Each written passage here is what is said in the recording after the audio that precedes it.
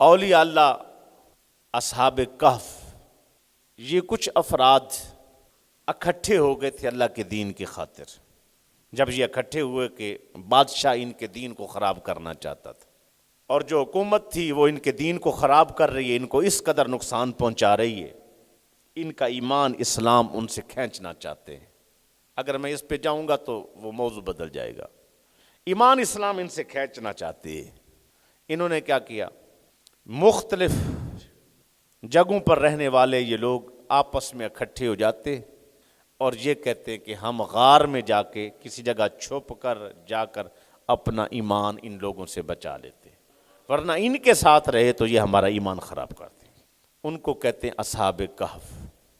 جب وہ چلے نا تو ان کے ساتھ اب وہ جو ایک کتا ہے، اب اس کے بارے میں یا کسی کا ان میں سے کسی کا تھا، یا یہ ہے کہ وہاں ان کے نزدیک نا جب وہ چل رہے تھے کتے نے بھی ان کے ساتھ چلنا شروع کر دیا۔ اب وہ حیران ہو گئے کہ یہ کتا بھونکے گا، پریشان تھے۔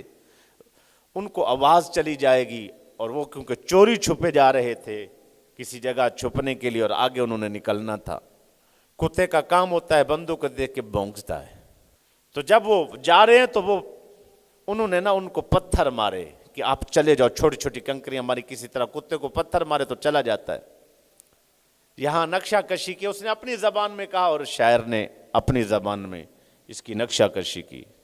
اس نے کہا نہ میں بھونکاں تے نہ میں ٹونکاں تے نہ میں شور مچاواں، شاید سنگت نیکاں لوگاں میں بھی بخشیا جاواں۔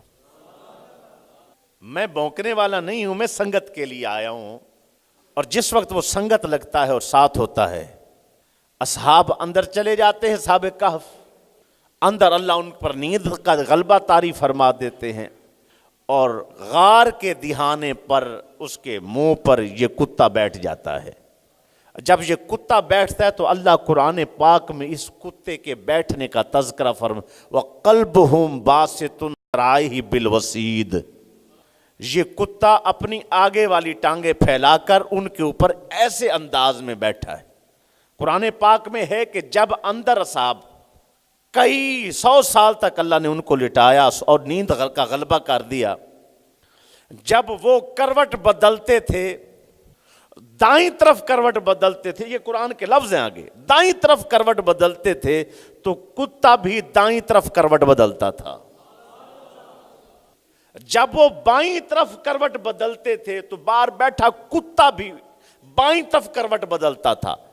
مراد یہ ہے کہ جو حالات ان پر آ رہے تھے اور جو کچھ ان کو نصیب ہو رہا تھا، اگر ذات کا کتا بھی ہو باہر اس کو بھی نصیب ہو رہا ہے۔